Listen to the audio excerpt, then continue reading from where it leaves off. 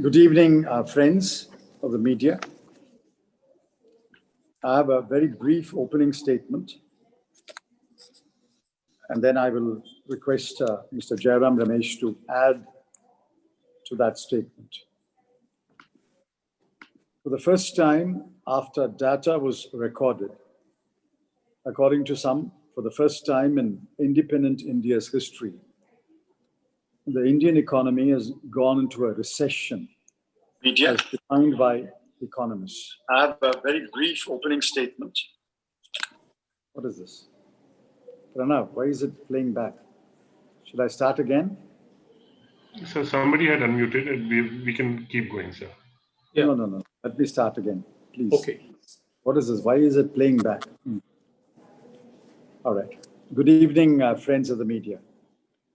For the first time after data was recorded, and according to some newspapers, for the first time in the history of independent India, the Indian economy has gone into a recession as defined by economists. The second quarter, according to the RBI, is expected to decline by 8.6%. A successive two-quarter negative growth is a recession. Remember, this is year on year.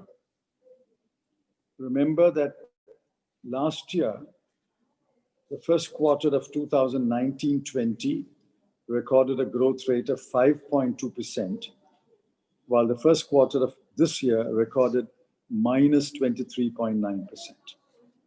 Similarly, the second quarter of 2019-20 recorded a growth of 4.4%, and the second quarter of this year is expected to record minus 8.6%. There is nothing to be pleased about a recession. This means that we are not able to catch up with even the tepid growth rates recorded in the corresponding quarters of 2019-20. I'm afraid that the remaining two quarters of 2020-21 will also record negative growth rates.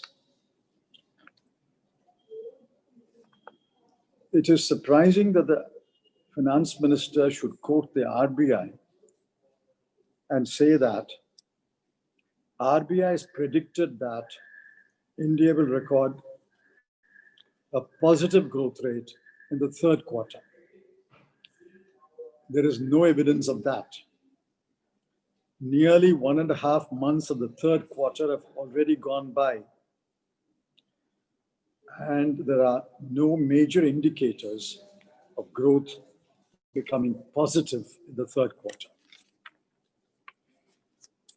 According to me, the need of the economy, the need of the hour is four things, and I'm going to list the four.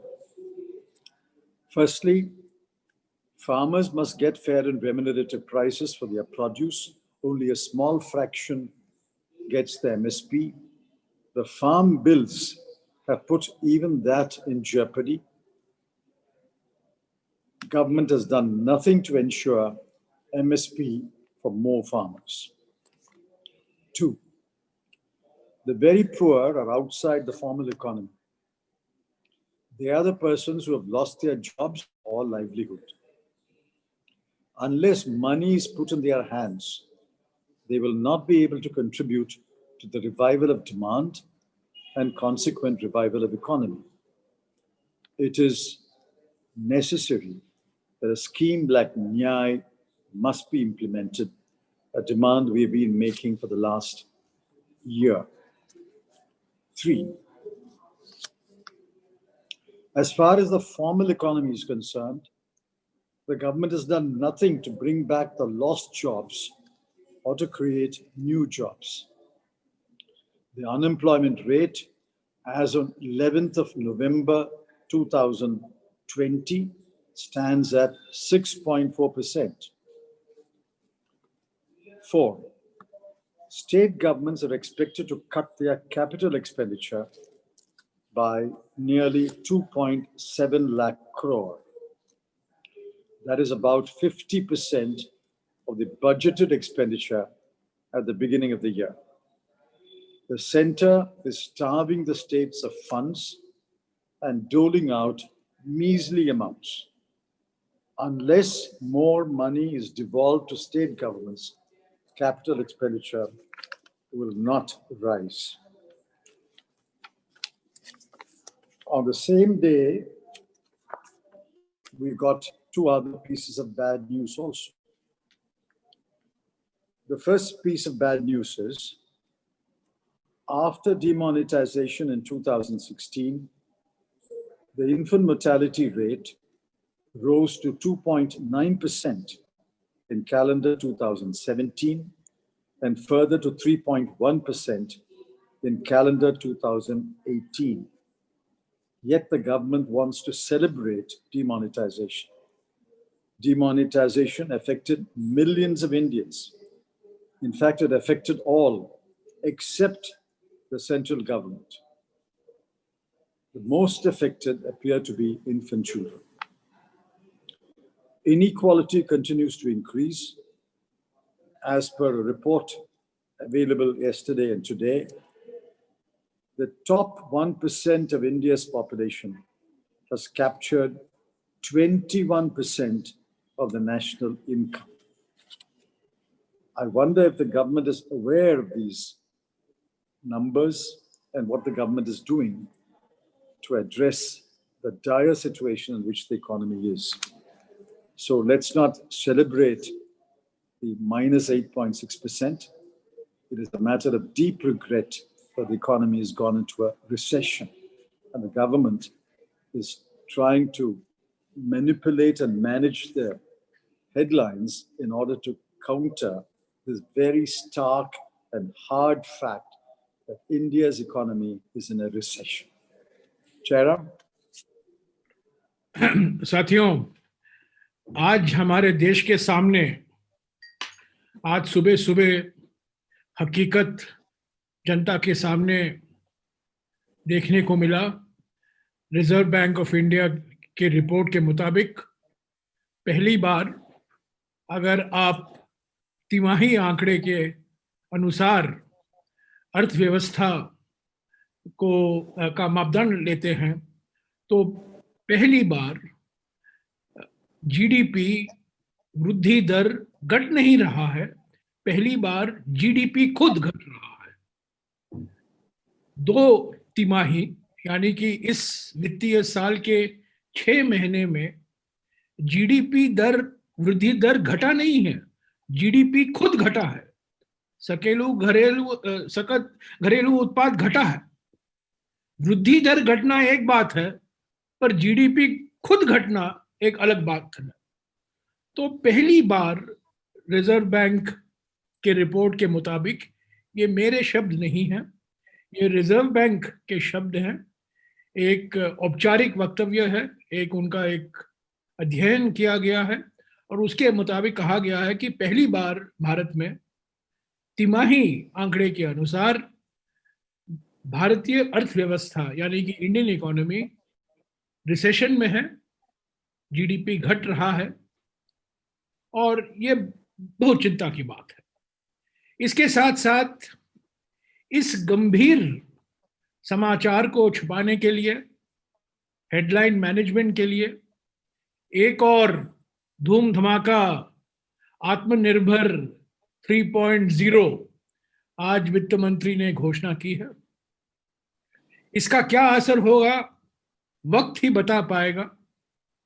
बहुत से आंकड़े दिए गए हैं, पर असली बात जो ये है कि 2020-21 ये पूरा वित्तीय साल एक गुजरा साल हो गया है। ये इस साल जीडीपी वृद्धि दर घटेगा नहीं, जीडीपी खुद घटेगा। और अगले साल यानी कि 2021-22 में क्या होगा, अभी अनुमान लगाना मैं समझता हूं अभी वक्त है। हम उम्मीद करते हैं कि सकारात्मक रुझान सामने दिखने में आए, पर आज के हालात जो हैं, मैं समझता हूं चिंता का विषय है। कोई विश्वास नहीं दिलाता कि अर्थव्यवस्था में कोई जल्द से जल्द सुधार आने वाला है। सबसे बड़ी बात यह है कि राज्यों की वित्तीय स्थिति और नाजुक होने वाले हैं। 3 दिन पहले 15वीं वित्त आयोग फाइनेंस कमीशन ने अपना रिपोर्ट राष्ट्रपति को पेश किया है, और जो हमें जानकारी मिली है, इस रिपोर्ट की सिफारिश जब पार्लियामेंट में पेश होगा अगले साल बजट के संदर्भ में, राज्यों की वित्तीय स्थिति पर इसका बहुत नकारात्मक असर होगा। और अगर राज्यों की वित्तीय स्थिति में कोई सुधार नहीं आएगा, मैं समझता हूं कि हमारे अर्थव्यवस्था में कोई सुधार आने की कोई गुंजाइश नहीं है। आप कितने भी घोषणाएं करते जाइए,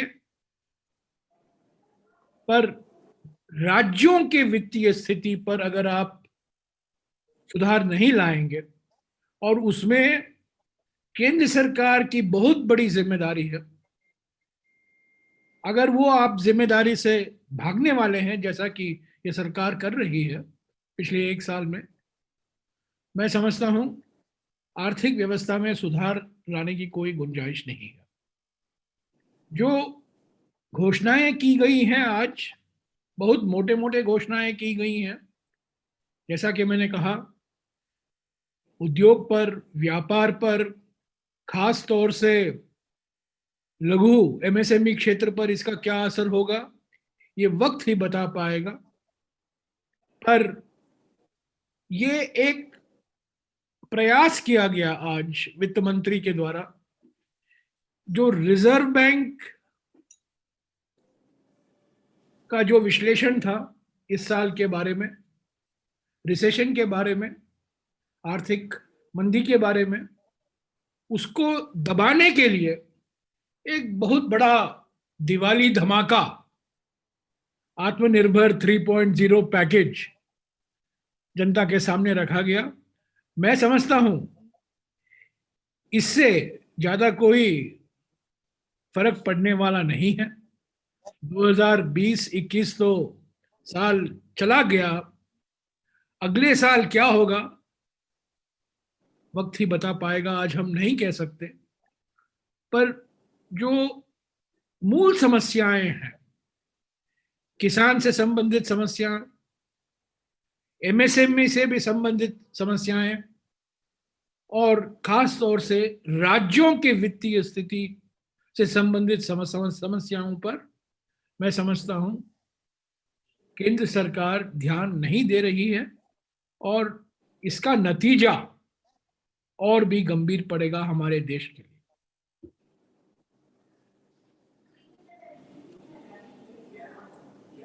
Thank you, Jairam ji. I will request friends to ask questions. Please limit your questions to suo moto first.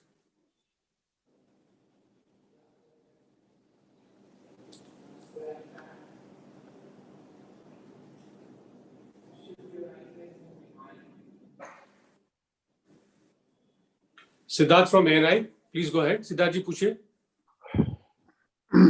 नमस्कार सर, मेरा कांग्रेस पार्टी से ये सवाल है कि सरकार ने जो आप कह रहे हैं आत्मनिर्भर पैकेज 3 जो आज अनाउंस किया, उससे कोई फर्क पड़ने वाला नहीं है।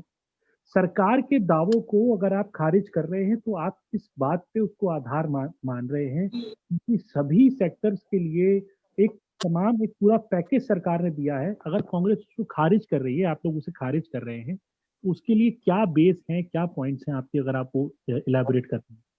पैकेज, ये सर, पैकेज घोषणा करना एक बात है, पैकेज का इम्प्लीमेंटेशन, कैसे इम्प्लीमेंटेशन होगा वो अलग बात है। ये बात सही है कि कई औद्योगिक क्षेत्रों में प्रोत्साहन की जरूरत थी, मांग थी, पिछले 3-4 महीने से मांग हो रही थी, सरकार चुप थी। अचानक आज क्योंकि रिजर्व बैंक ने रिसेशन की बात की है, अचानक कुंभकर्ण के माफिक नींद से उठकर एक आत्मनिर्भर 3.0 पैकेज की घोषणा की है। मैं समझता हूं इस पैकेज के जो कई मुद्दे हैं, ये 3-4 महीने पहले किए जाने की आवश्यकता थी। और बड़ी बड़ी बातें, राज्यों से संबंधित बातें, उस पर तो ज्यादा जिक्र नहीं किया गया। Thank you, sir. I'll take the next question. Rakesh Kapoor ji, please go ahead. My question is to Mr. Chidambaram and Mr. Ramesh both. That the government, it seems that the government emphasis on the liquidity, how to improve the liquidity instead of pushing the money in the market. So all the measures today declared by the Honorable Finance Minister suggest that the liquidity, by improving the liquidity, you can you can do good to the Indian economy, and I think these measures are the measures for the time when the economy is functioning normally. When the economy is functioning normally, this is the time of recession, and the recession needs some extra measures. These measures are not enough to improve the economy of India. What do you think, sir? Mr. Chidambaram, sir? See, for the last several months, liquidity has not been a problem of the Indian economy. In fact, there is adequate and more liquidity, which is why the policy rates are very low. Therefore, liquidity is not the issue. The issue is money must flow into the hands of different sections of the people. Money is not flowing into their hands, and therefore there is no revival of demand. There is revival of demand in one or two sectors, but not across the board. Therefore, I entirely agree with you. They are addressing a non-existent problem. Liquidity is a non-existent problem today, and there is no point addressing liquidity. What you need to address is the capacity of people to spend, and that is not being addressed. And I want to add to what Jairam said a little earlier. The finance ministers announced a number of enhancement of capital expenditure. We are today on the 12th of November. By the time these announcements go through the process of Department of Expenditure and Cabinet, then goes to the Controller of General Accounts, it will surely be December. How do the sectors to which you have announced additional capital expenditure spend it in the month of January, February, March? In fact, you've already imposed a limit on what you can spend in January, February, March. Yes. So none of these additional allocations announced today will be spent before 31st of March. I think the FM knows that. The Secretary Expenditure knows that. Yet they go ahead and announce additional allocation, which money will not be spent before 31st of March. Because already the Department of Expenditure, with approval of FM, has imposed caps on fourth quarter expenditure. So don't be carried away by these grand numbers that are being announced as extra expenditure. Thank you, sir. Thank you. एक और बात मैं कह दूं कि जब घोषणाएं होती हैं और खास तौर से सरकारी खर्चे के ऊपर जो घोषणा किया जाता है, उस पर इतने शर्तें लगाए जाती हैं, वो शर्तें तो उभर कर नहीं आती हैं। हेडलाइन तो सिर्फ ये नंबर है 3 लाख करोड़, 5 लाख करोड़, 20 लाख करोड़, पर क्या शर्त है, कब ये खर्च होगा, कैसे खर्च होगा, उस पर तो कोई ध्यान नहीं दिया जाता है। तो ये घोषणाएं हैं, ये पहली बार ऐसी घोषणा नहीं की गई है ये मैं समझता हूं दूसरी बार मिनी बजट पेश किया गया है, पर इसका असर इस साल तो बिल्कुल नहीं दिखाई देगा।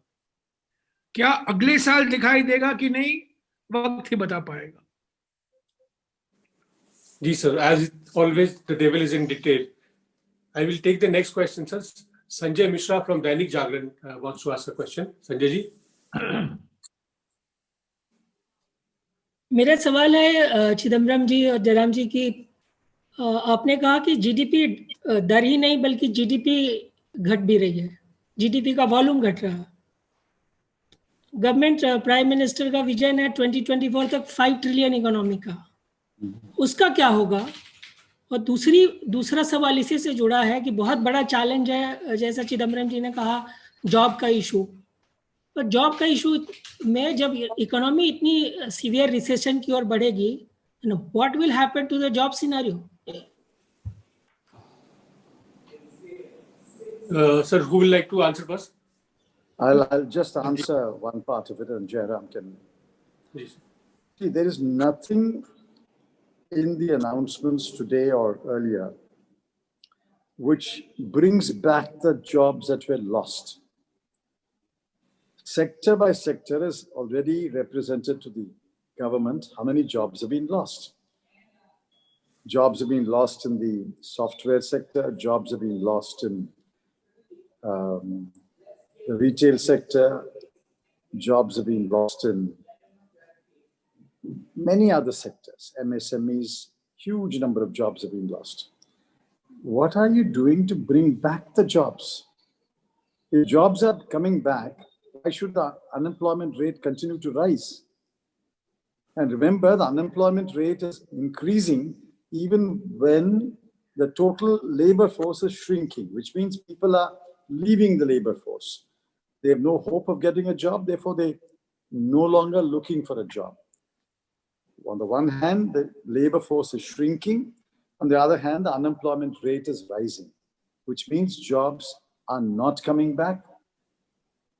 And the government must address the issue of how to bring back the lost jobs. That is the answer to the second part of the question. Let Jairam answer the first part. देखिए, जैसा कि मैंने कहा, ये दो अलग बातें हैं। जीडीपी वृद्धि दर एक चीज है और जीडीपी का वॉल्यूम जो है वो अलग है। ये कोविड-19 महामारी के पहले जीडीपी वृद्धि दर घट रहा था। 6 तिमाही यानी कि 18 महीने, 1.5 साल जीडीपी वृद्धि दर घट रहा था। और उसका कारण था नोटबंदी, उसका कारण था जीएसटी जल्दबाजी, उसका कारण था निवेश नहीं आ रहा था। तो कई कारण जो आर्थिक नीति के कारण, आर्थिक मैनेजमेंट के कारण 18 महीने जीडीपी वृद्धि दर घट रहा था। पिछले 6 महीनों में बिल्कुल अलग सा हकीकत है। जीडीपी वृद्धि नहीं, जीडीपी का वॉल्यूम घट रहा है।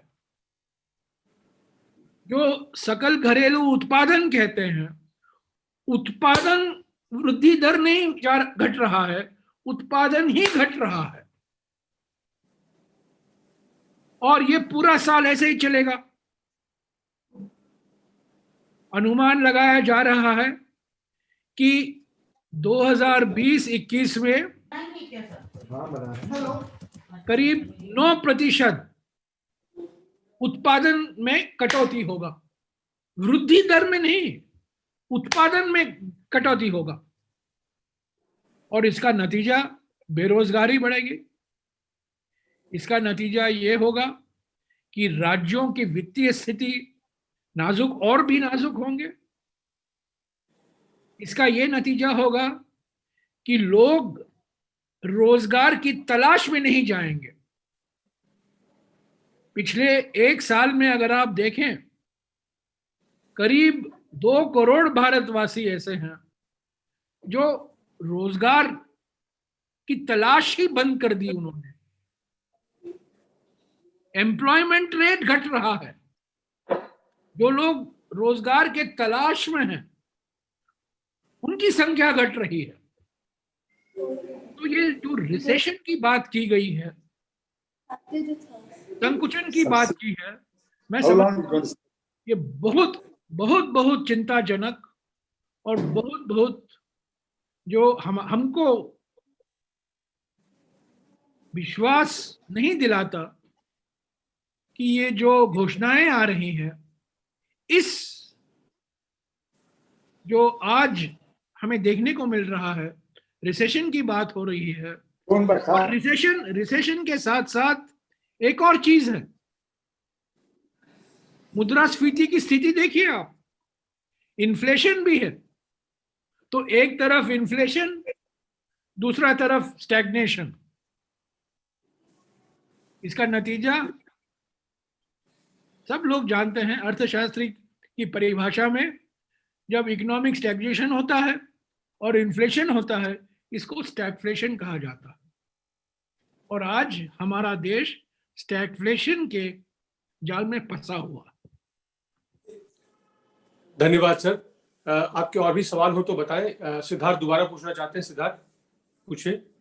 सर मेरा सवाल ये है कि आप कह रहे हैं रोजगार घट रहे हैं, जो बाकी आंकड़ों में भी दिखाई देता है। आप कह रहे हैं रिसेशन है, आप कह रहे हैं महंगाई है, लेकिन जनता ये बात क्यों नहीं समझ रही है? अभी हालिया चुनाव अभी बिहार का हुआ है, जहां महागठबंधन का चेहरा तेजस्वी यादव अनएम्प्लॉयमेंट की बात करते रहे, 10 लाख रोजगार देने का वादा करते रहे, लेकिन एनडीए ने वहां सत्ता दोबारा पाई। तो क्या जनता इन बातों को नहीं समझ रही है, या आप लोग समझा नहीं पा रहे? देखिए, मैं एक और सवाल जो कहा गया था, $5 ट्रिलियन जो बार बार प्रधानमंत्री बोलते रहते हैं, मैं चिदम्बरम साहब भी इस पर कुछ कहेंगे, पर मैं कह दूं कि ये $5 ट्रिलियन का जो लक्ष्य रखा गया था, ये मुझे हंसने को आता है, क्योंकि जो कोई प्रधानमंत्री बनेगा, को जो वित्त मंत्री रहेगा, वो $5 ट्रिलियन तो होना ही है। 2022 में होगा या 2024 में होगा या 2028 में होगा, 1, 2, 3 साल यहां वहां, पर $5 ट्रिलियन होना, इसमें कोई बड़ी बात नहीं है। हम $5 ट्रिलियन इकोनॉमी होकर ही रहेंगे। इसमें नरेंद्र मोदी की सरकार का कोई योगदान नहीं रहेगा, कोई भी सरकार रहेगा, ये तो एक अरिथमेटिक है, चलता रहेगा। एक हो सकता है एक साल, पर इस साल जो हुआ है 2020-21 में, इसका असर तो होगा, विलंब तो होगा 5 ट्रिलियन में, पर मैं नहीं समझता हूं कि हमें $5 ट्रिलियन इकोनॉमी हम बनेंगे, ये बहुत महा उपलब्धि है, ये होना ही था। Sir, the question was what will it do to the $5 trillion economy? Right, I've understood. Okay. Now, as Jairam said, if the government does nothing, someday or other, the economy's size will be $5 trillion. If there is no government in India also, it will reach $5 trillion someday or other. The point is it going to take 5 years to reach 5 trillion or 10 years to reach 5 trillion? I'll make a prediction today. Whenever we reach 5 trillion, in 7 or 8 years from that date, it will become 10 trillion. That is also a prediction I can make, but it's a completely meaningless prediction, because the economy, even if it grows at a tepid rate, it will reach 5 trillion some year, and it will reach 10 trillion in some year, it will reach 20 trillion in some year. So these are mesmerizing slogans. Economists know, and any student of economics know, that these have no meaning at all. question is, what is the size of the economy today and how fast it is growing? In 2019-20, according to the budget, the size of India's economy was 200 lakh crore rupees. Note down that number, 200 lakh crore rupees. Today, our economy is at least 10-12% less than 200 lakh crore. Instead of the cake growing, instead of 200 lakh crore growing, the cake has shrunk. It is no longer 200 lakh crore rupees. That's the point that you and your readers must know. That the economy has shrunk, which is what a recession is. और ये महामारी के पहले ही शुरुआत हो गई थी. पिछले 18 महीने में शुरुआत हुई थी और महामारी ने इसको और तेजी कर दिया है. प्रणव जी, मैं एक सवाल पूछता हूँ. राकेश जी नहीं मिल पाया. मेरा सवाल देखिए. राकेश जी एक मिनट रुक जाइए एक मिनट. इसके पहले पीटीआई से संजीव चोपड़ा जी एक सवाल पूछना चाहते हैं. उनका पहला सवाल. जी Sanjeev, please come in. Thank you, Pranav ji. Good afternoon, Mr. Chidambaram, Mr. Ramesh. I wanted to ask, what is the Congress Party's reaction on the recent performance of the Congress in Bihar, considering that some of the allies have said that it's a drag on its allies, and especially this election has come after the pandemic, the CAA, the bad state of the economy, and all these other factors, the Delhi riots and China intrusions. So what do you have to say on the economy, that you've been the Congress has been creating a lot of noise on that this government has not been able to perform well on all these fronts. So but still the performance has not been, the Congress Party's performance has not been good. Yes, I agree. We are disappointed with the performance in Bihar, and I'm sure the Congress Working Committee will review the situation in Bihar and come up with an official statement of our position. But please remember, Bihar is the poorest state in India. Mr. Narendra Modi has been Prime Minister since 2014. And Mr. Nitish Kumar has been Chief Minister since 2005. Yet, Bihar is the poorest state in India. In the poorest state of India has, I agree in the ultimate analysis, voted for no change in the government. Well, they came pretty close to changing the government. I think 10 seats this way or that way would have changed the government. They came pretty close to changing the government. In fact, the vote difference is 0.3%. In terms of the popular vote between NDA and Mahagathbandhan, the difference is 0.3%. They came close, they did not change the government. We accept that verdict. We are disappointed with our performance. The CWC will review it in due course. Thank you, sir. I'll move to the next question. Rakesh Kapoor ji, please let this be the last question, please. मेरा सवाल थोड़ा critical है, बिहार को ही centre में रखते हुए है कि आप जो भी कांग्रेस पार्टी कहती है कन्विंसिंग है, पर्टिकुलरली ऑन इकोनॉमी पर कन्विंसिंग है, लेकिन क्या इसका असर, how did it not percolate to the grounds? अब बिहार इसका बहुत बड़ा जो उदाहरण हो सकता था कि जो बात कांग्रेस पार्टी कहती है उसमें कितना दम है, क्योंकि बिहार में प्रवासी मजदूरों की समस्या रही, आई मीन माइग्रेंट लेबरर्स, और उसके बाद वहां बिहार की लगातार गरीबी और बिहार का विकास बहुत कम होना, ये सारी बातें थी जो कांग्रेस का पक्ष बहुत मजबूत करती थी और वहां के लोगों को ये सोचने पर मजबूर करती थी कि वो कोई विकल्प माने अल्टरनेट चुने इन चुनावों में। इसके बावजूद ये नहीं हो पाया वहां पर, कायदे से नहीं हुआ और कांग्रेस 70 सीटें पर लड़ी लेकिन 19 सीटों पर जीती। तो ये क्या वजह है, क्यों जमीन में क्यों बात नहीं पहुंच पाती कांग्रेस के नेताओं की? Let me give just one number, Jairam, and then you can answer. The NDA got 37.26% of the votes polled. Yes. Mahagathbandhan got 37.23% of the votes polled. The difference is 0.03. So the 0.03 difference translates into 125 and 110. So that's the consequence of the winner past the post system that we have in India. If we had a different system like proportional representation, the results will be very different.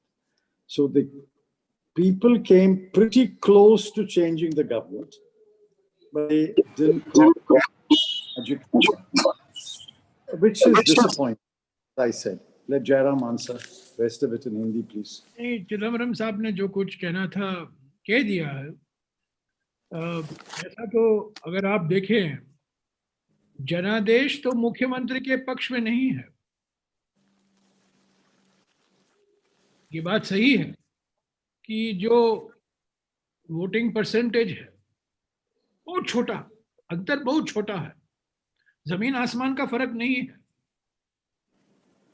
Chidambaram साहब ने आपको आंकड़े दिए हैं।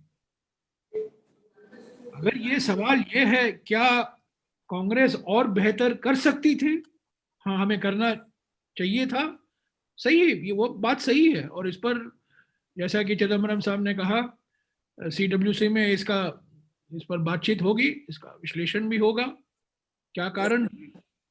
पर ये कहना कि ये जो नतीजा है महागठबंधन के जो प्रचार था, जो मुद्दे थे जनता के सामने, बेरोजगारी का, प्रवासी मजदूरों का, ये नकारा गया है। मैं इससे सहमत नहीं हूं। ये मुद्दे हैं, रहेंगे।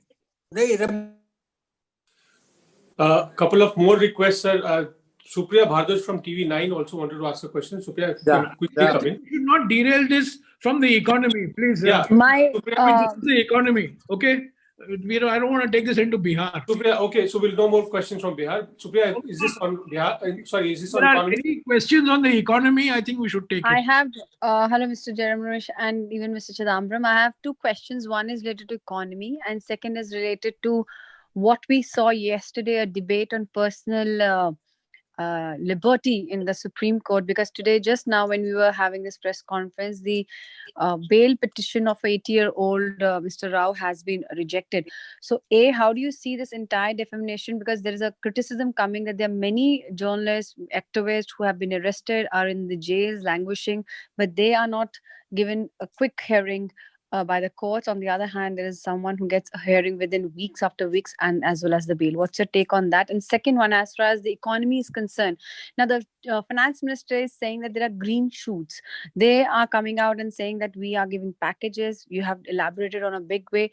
In future, how big you want to take this issue of unemployment, because already BJP has launched their Mission Bengal. As I said, the economy is in a dire situation. The government is trying to deflect from the economy by talking about other things. When it comes to addressing the economic problems of this country, they are indulging in managing the news, managing the headlines. I have suggested repeatedly and again today a critical 4-point program which is necessary to revive the economy. I won't repeat myself. Now, I don't think this government has a considered plan to revive the economy, and therefore 2020-21, as Jairam said a little while ago, is a wasted year. We will end up with the size of the economy lesser than the size of the economy in the previous year, 2019-20. we will continue to talk about the economy because we are a national party and we are concerned about the economy. We will continue to talk about unemployment. We will continue to talk about poverty. We will continue to talk about rising inequality. We will continue to talk about the bottom half or the bottom third of the population, which is in very, very bad state of affairs. And as far as the question of liberty is concerned, I am a strong votary of liberty. I particularly welcome the judgment of Justices Chandrachud and Indira Banerjee yesterday, the language of the judgment. It says that the Constitutional Court must be vigilant about the liberty of individuals. You are right. Hundreds of individuals have been denied liberty. One, because the cases are not heard early, and two, because the high courts do not seem to be on the same wavelength as the Supreme Court. In fact, even the Supreme Court has faltered in a few cases. I won't name those cases. I think it's time that the Supreme Court categorically states what should be done in cases where liberty has been taken away. I think liberty is the most precious right after life. It's life and liberty. That's what there is in Article 21 of the Constitution. Everything else takes the next place. Life and liberty. And I'm glad and I welcome Justice Chandrachud's judgment. There are some other judgments of the high courts which I welcome, but there are many other judgments of the high courts which are very, very disappointing. And I will make bold to say there are even a few judgments of the Supreme Court which were very disappointing.